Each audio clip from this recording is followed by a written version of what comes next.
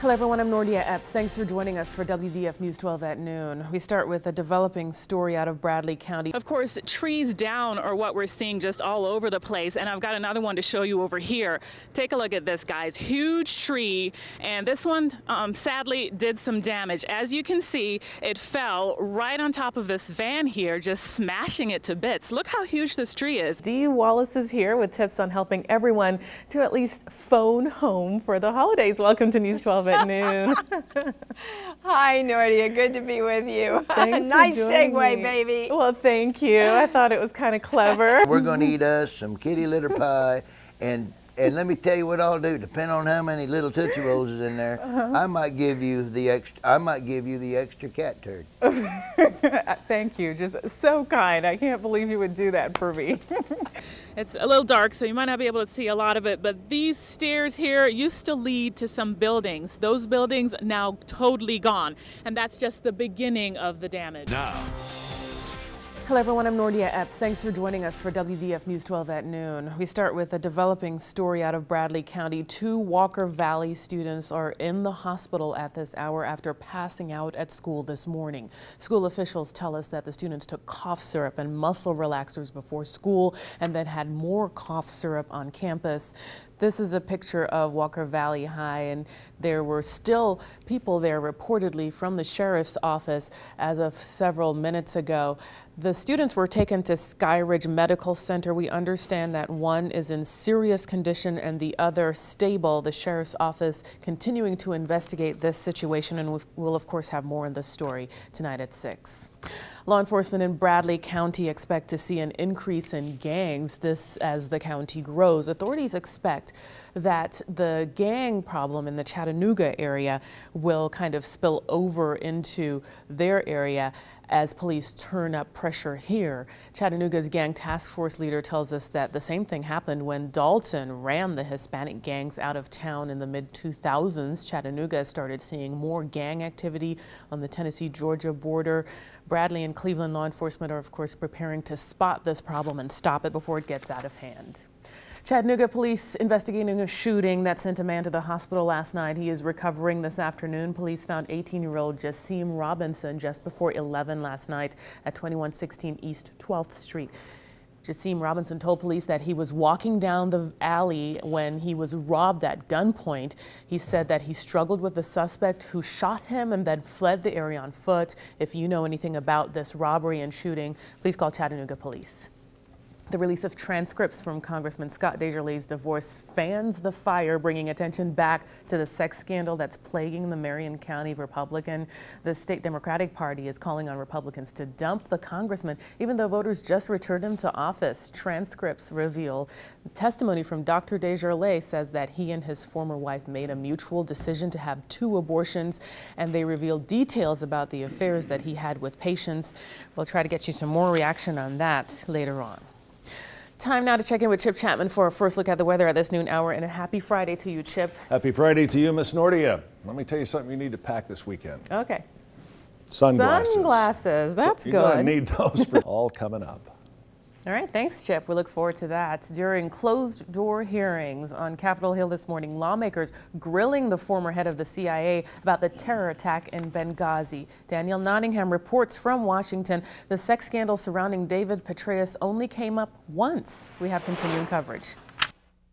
Former CBS News, Washington. Top national security officials were on Capitol Hill this week to deal with fallout from the Petraeus sex scandal, and Defense Secretary Leon Panetta has ordered a review of ethics training for military officers. President Obama appealing to key lawmakers to compromise and cooperate on the urgent business of avoiding that so-called fiscal cliff. He spoke as he convened congressional leaders Friday at the White House for an opening round of deficit talks. It's their first meeting since the election.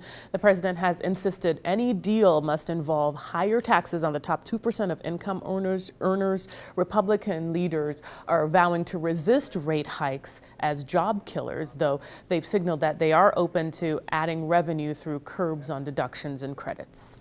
Officials say 4 veterans were killed after a train slammed into a parade float stuck on a railroad crossing in West Texas. We are being told that police are confirming the identities of those who died. 16 others were hurt in the crash. 4 are in stable condition, 1 in critical. 10 others were treated and released from the hospital. Twinkies and Wonder Bread are about to disappear from store shelves. Hostess is going out of business. Striking workers refuse to take wage and benefit cuts. Hostess said that crippled its ability to deliver its products, and it is now forced to shut down. All 18,500 workers will now be out of their jobs. Still to come here on WDF News 12 at noon, we'll check back in with Chip. He has your Thanksgiving forecast as well as a look at this weekend for you in your Storm Team 12 7-day forecast. And later, Howard students wrap up their lesson in conservation. They were cleaning up a local park. Right now, though, let's look at some of the stories making headlines in today's Cleveland Daily Banner. The paper reporting more on the Walker Valley students found passed out at the school. They're in the hospital after reportedly taking cough syrup and muscle relaxers.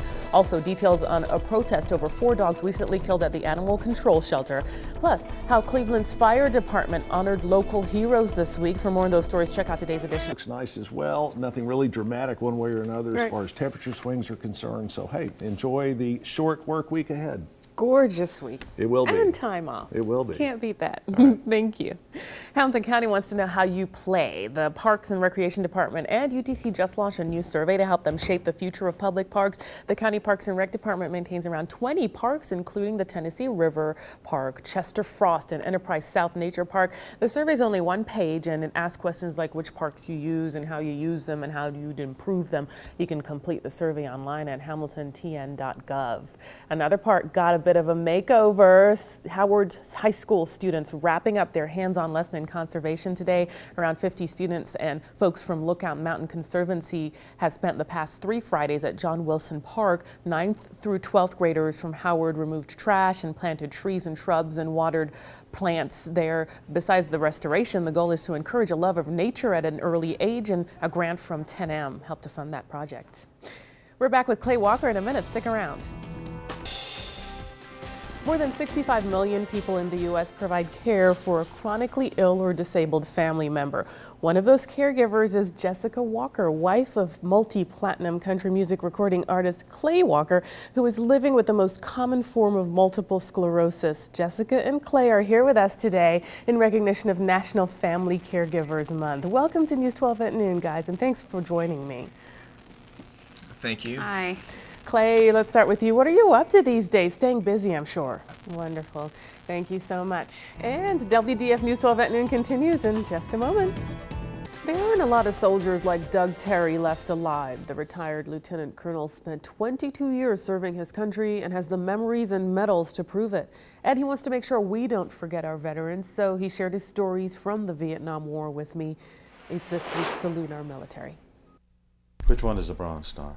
The list of medals that retired Lieutenant Colonel Doug Terry earned for his military service is impressive.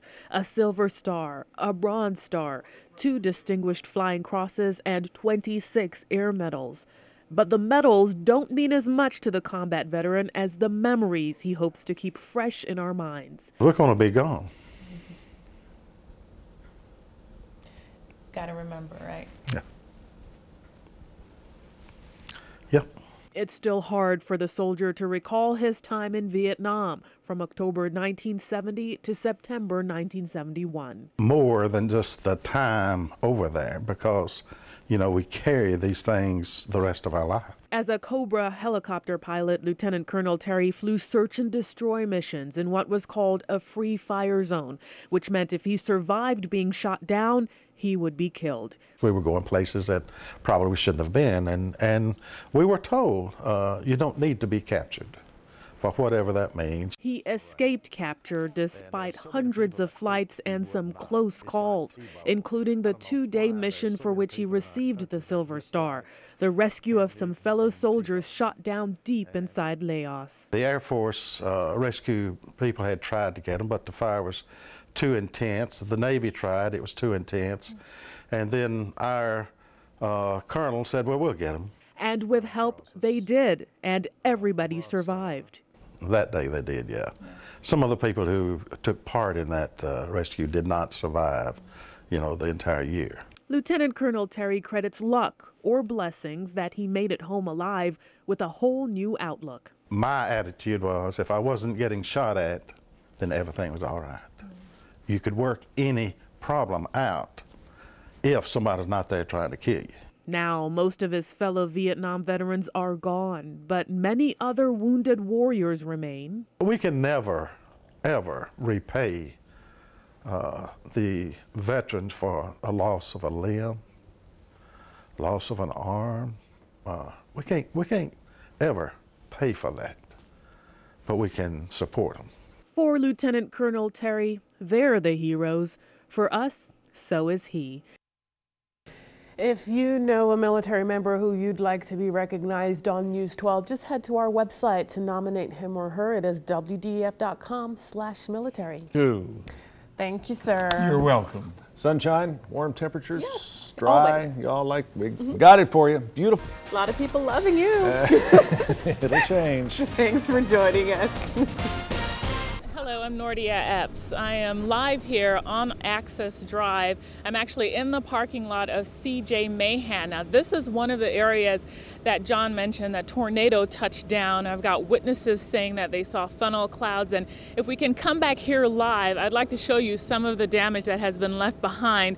It's a little dark, so you might not be able to see a lot of it, but these stairs here used to lead to some buildings. Those buildings now totally gone, and that's just the beginning of the damage.